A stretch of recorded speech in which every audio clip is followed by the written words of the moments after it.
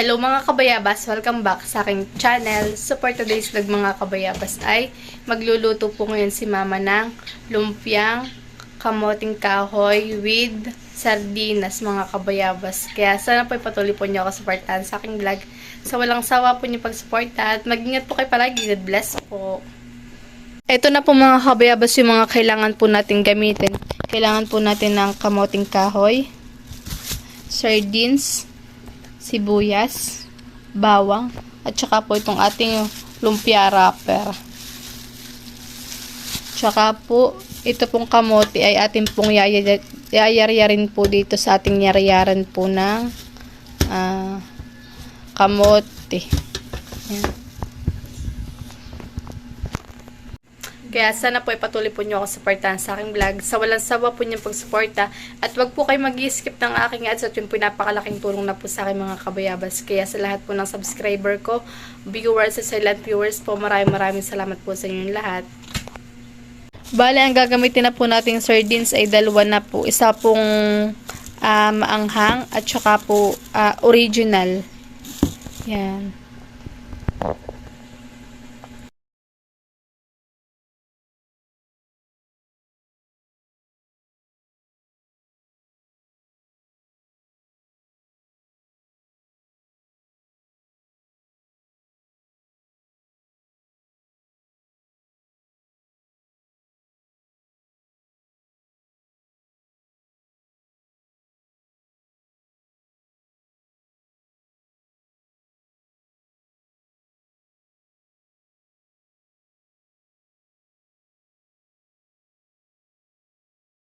Yan mga kabayabas, bali si mama po ay nagbabalat na po ng ating kamoting kahoy.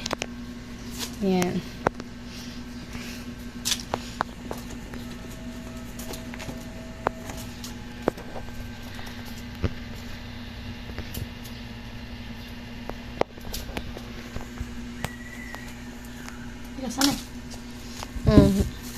Tapos po ito po ay mamaya ay huhugasan at yayaryarin po. Magkano po ang kilo ng ano? 25. 25 ang kilo ng... Ay, isang kilo lang po ito. Ay, 30 pesos.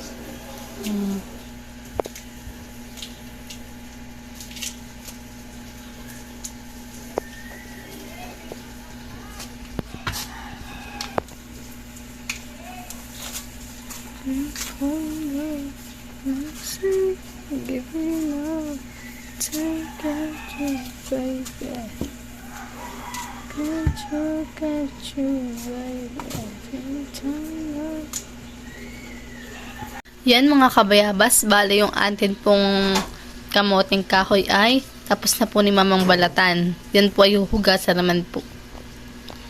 Para po maumpisahan na pong magyaryar po. Ito na po mga kabayabas at nahugasan na po ni mama. Ngayon po naman nayayaryarin po dito sa ating planggana.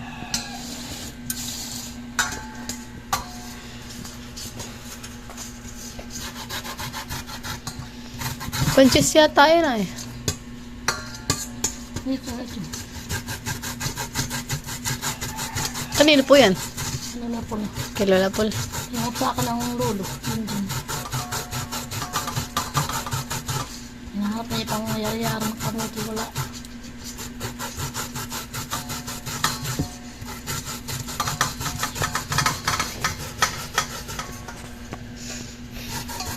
Yan po ay pwedeng pang ulam at pwedeng pang merienda.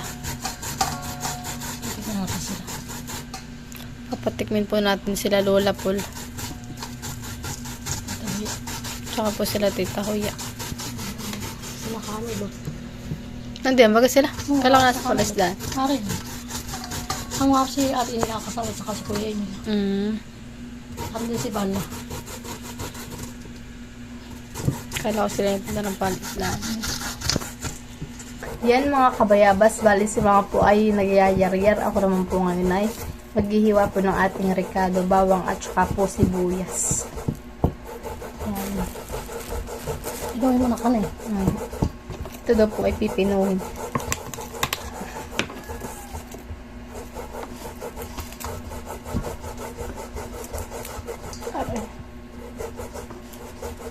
ka? Ha? Saan? Saan mo na to?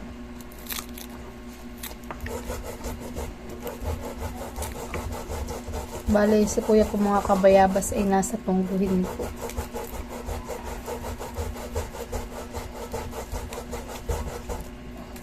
At na-aksidente po ay yun.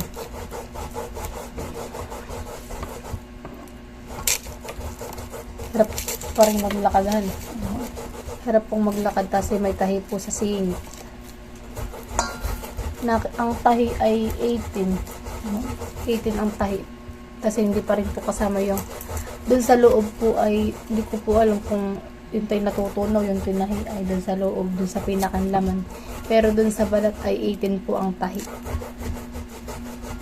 Yan, sa may singit po si kuya na ano. Tapos sa Nagpisit ang balik. tapos po ay babalik po ulit sa 27 sa Maynila, sa Quezon City po.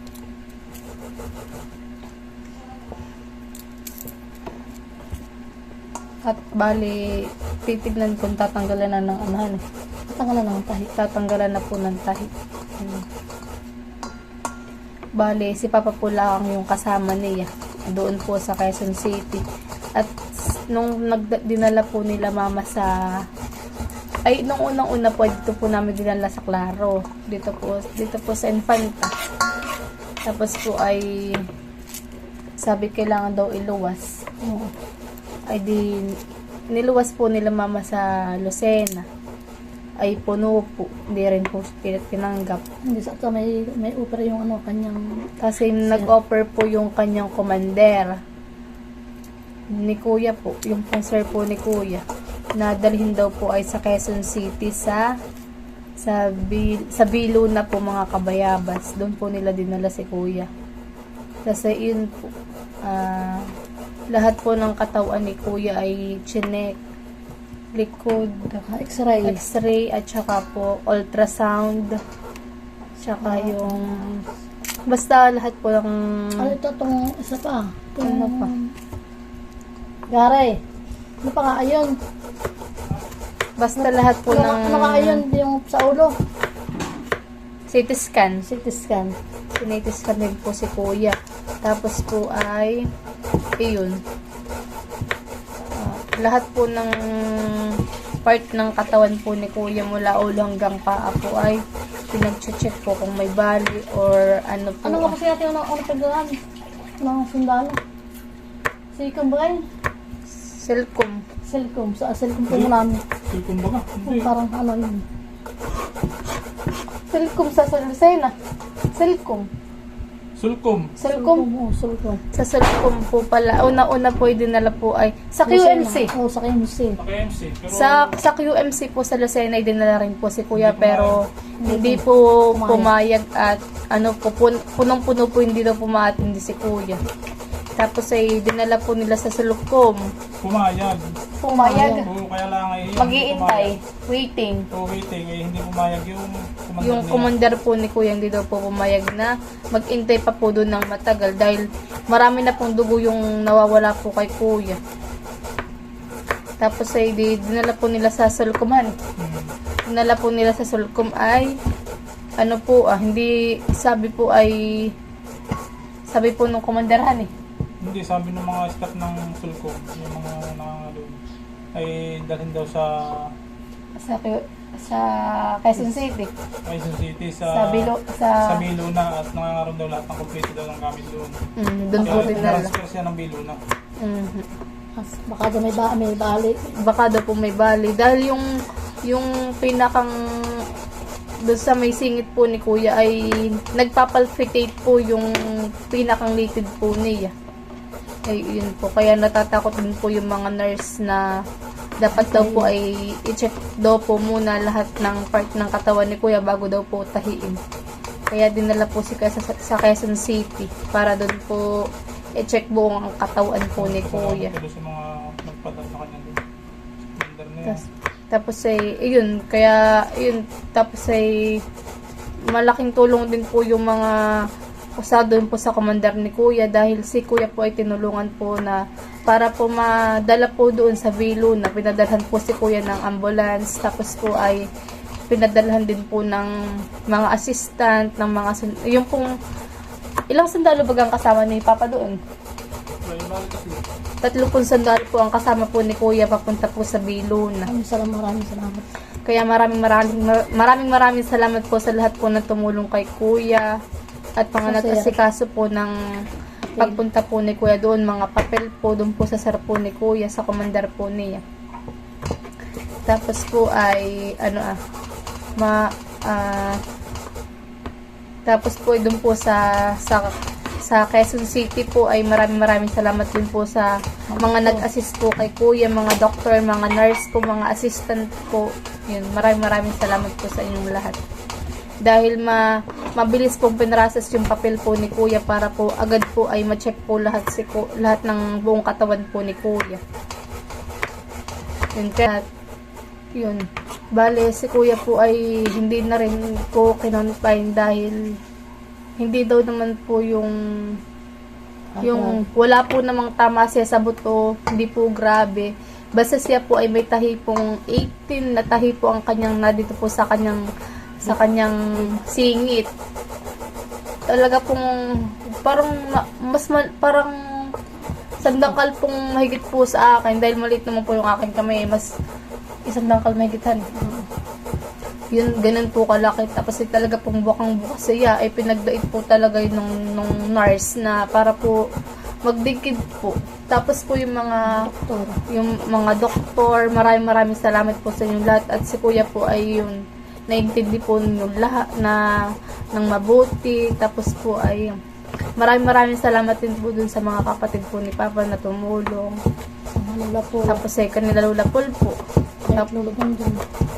Kanila Lolo dun. At si Mama po ay pinaghanda po ng mga damit. At si Mama po nung time na yun ay nagagahol na po siya. Hindi na po niya alam yung gagawin niya. Hindi sila po yung nag-intindi ng mga gamit po na dadalhin po sa pagluwas. Yan. Kaya maraming salamat po sa hospital po ng sundalo. At si Kuya po ay naasikaso po ng maigi.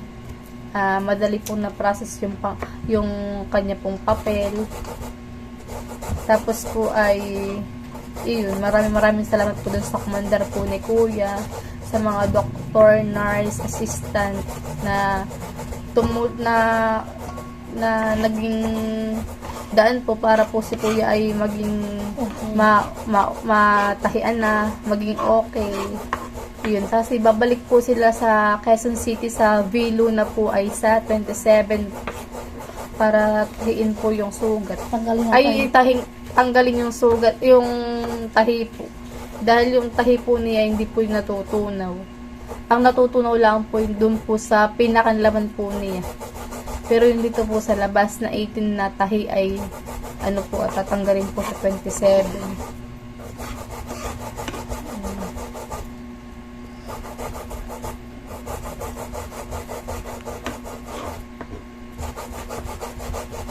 Si Kuya po ay hirap pa rin pong maglakad dahil nabugbog nga po yung kanyang ang katawan. Pero si Kuya naman po ay chinek lahat ay wala naman pong tama. Ayun na nga pong singit po niya. Pati ulo po yung chinek, ganun po.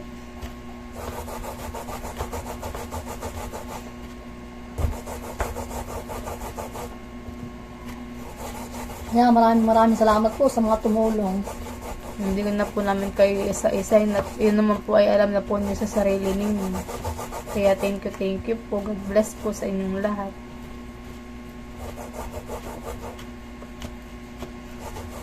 Sana po marami pa po kayo matulungan. Buti nga po na-contact po namin yung kay Kuyang kay Kuyang Sir. At kami po yung natulungan kung paano po, kung saan po dadalhin.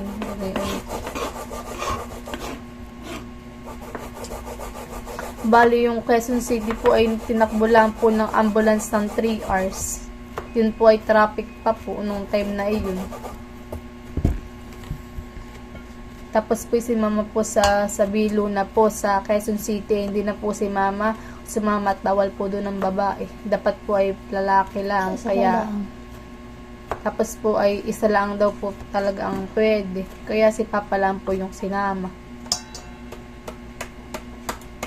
Tsaka salamat din po dun sa nagpahingi po kay Papa ng pants. At bawal po dun ang hindi naka-pants. Dapat po ay naka-pants, di po naka-short.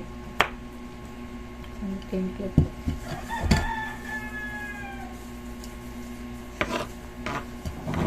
Galing yun po si Kuya ay nasa tungguhin po.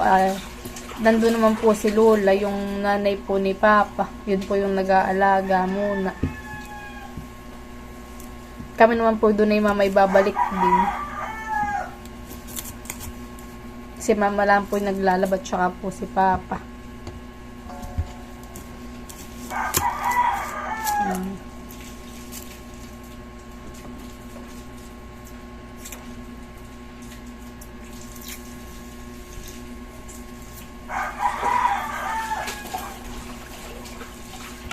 Yan mga kabayabas, bale ito na po yung lahat po ng nayaryar po ni mama na kamoting kahoy yan. Ito na po yung ating mga kabayabas na kamote. Napigaan na po ni mama at bidin na po yung napiga. Kukunin ko yung pinakakunin. Ilalim. Yan. Tapos na rin pong hiwain yung ating bawang at saka po sibuyas. Ito na po mga kabayabas yung ating mega. Ito lang po yung laman. Ito lang po yung laman. Tapos ito po yung sabaw. Ay, sabaw. Marami po yung sabaw. Kakaunti po ang laman. Ito lang naman ang aking kukunin eh. Ay laman lang po yung kukunin po namin. Nasatanggalin ko yung tinik. Ito. Ay malambot naman po yung tinik. Natatanggalin talaga ito. Tinatanggal po. Tatanggalin po daw po ni mama yung tinik.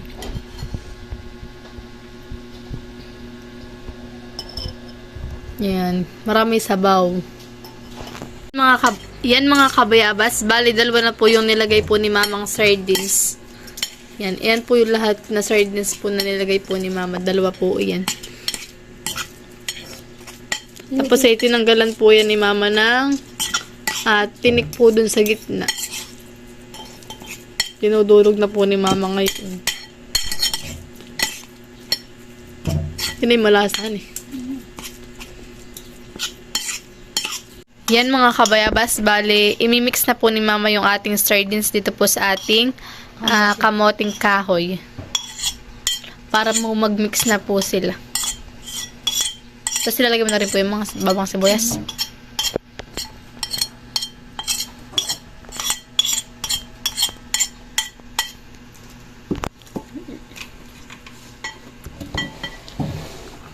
Lalagay na rin po ni mama yung ating bawang at saka po sibuyas. Lalagyan ng kaunting asin sa bitsin. Tapos po ito po ay lalagyan po natin ng kaunting asin at saka po bitchin. Para po may pampalasa. Tsaka po paminta.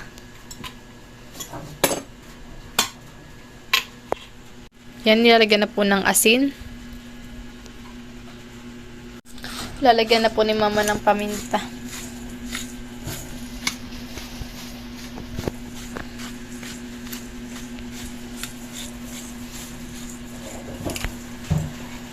At sasamahan na rin po ni mama ng euro. Sinamahan na po ni mama ng euro ng kamoting kahoy. Paano mama yun? Maligat. Para maligat.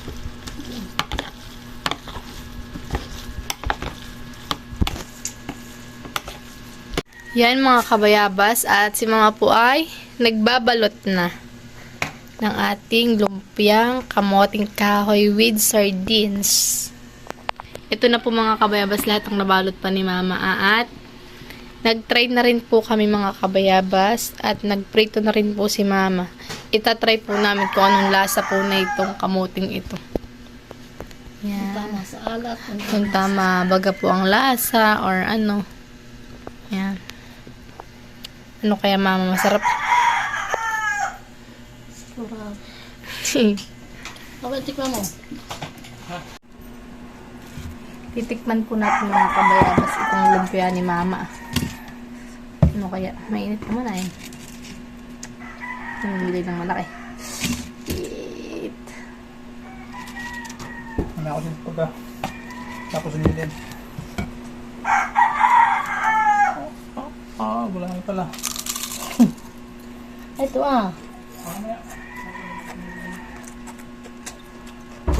Ikaw, iinom na mainit ng tubig ha.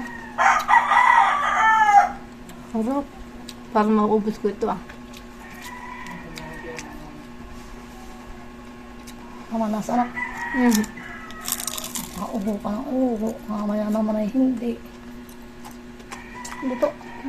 Patayin. Ayun. Ayun.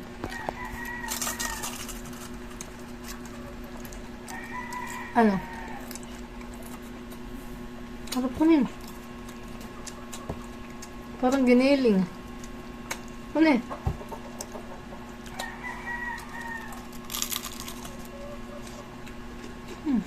Tama ang lasa niya. Tama ang kurang niya. Kala ko mataba ang paya. Nalagyan ko sa ko dito. Sa sauce. Ang lasa na ito.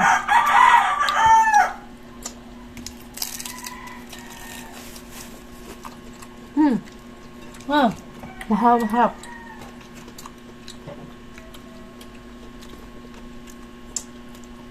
Yan mga kabayabas at si Mama po ay patuloy pa rin pong nagbabalot po ng ating lumpia. Lumpiang kamoting kahoy with sardines. Masarap naman eh. Nakalapilit yung tatlo para sigurado. Tama ang lasa namin tabang. Medyo. Pwedeng dagdagan ng pampalasa. Pero sakto naman po yung lasahan eh.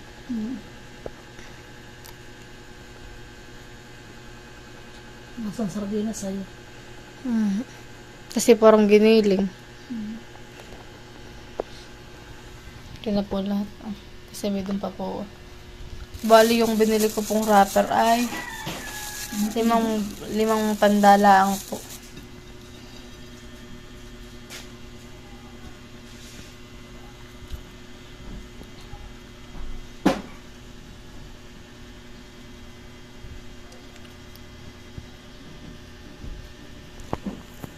Yan mga kabayabas at si Mama po ay magpiprito na ng ating lumpia. Lalahatin mo mga prito. Baka hindi. Matatay mo na talaga sa tungkol. Doon muna po kami mag-i-stay sa tunggoy na ni Mama. Papalakas ang kuwi. Habang si Kuya po ay nagpapagaling. Punta lang tayo. Pero pag kami naman po ay papunta-punta dito para yun maglaba. Tsaka para mag-vlog. At ito naman po ay nandun po yung nanay ni Papa. Doon yun po yung nag-aalaga kay Kuya.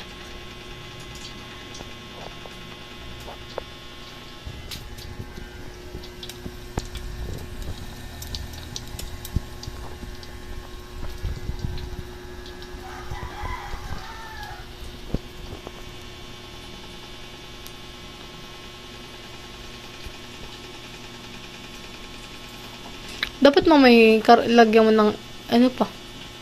Mamaya, uho nga. Nangarabo nga ito Hindi pa gaano mainit po eh.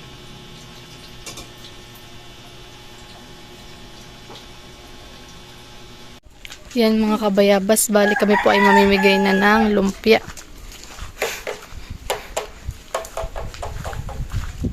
Ate Inay! Lagyan ko platito.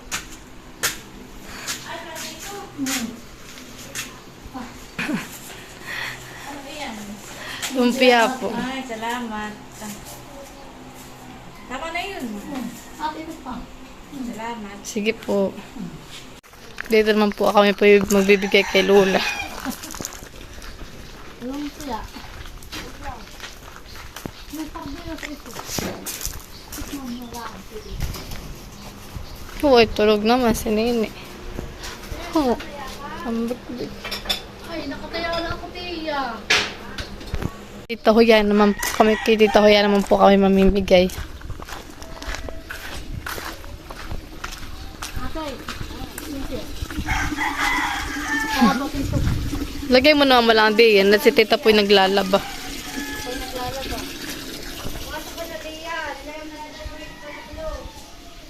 Lalagyan na lang po namin dito sa kanila. Saan daw? Siya pa na club. Ah, gitu. Wala, hindi ko eh. Dati. Ay! Kami po yung mamimigay naman po ay kay Ate Isil. Kami po dadaan dito sa kanilang... Sabi, po. Isel! Ugalay mo ng platito. Ano yung papito? Ay! Wow! Ganda ng bahay.